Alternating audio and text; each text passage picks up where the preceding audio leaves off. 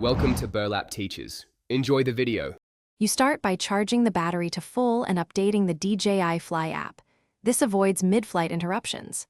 Next, insert a formatted micro SD, attach propellers, then power on the remote and drone. Once done, calibrate the compass and IMU in an open space so sensors read correctly. Make sure GPS locks to at least 6 satellites.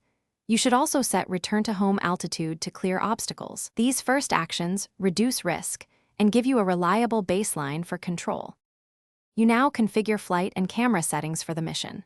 Start in beginner mode and practice takeoff to 1.5 to 3 meters, then hold a stable hover to learn trim and throttle response. Next, choose video resolution, 4K at 30 or 2, 7K at 60, then attach ND filters under bright conditions to avoid shutter issues. Once comfortable, switch between GPS and tripod modes for different stability needs, and practice coordinated yaw, pitch, roll, plus smooth gimbal. You finish by planning and executing a safe landing. Approach a level area, reduce throttle gradually, and touch down softly. Once landed, power off the aircraft before removing the battery and inspect propellers and arms for damage. If anything goes wrong mid-flight, use these quick fixes.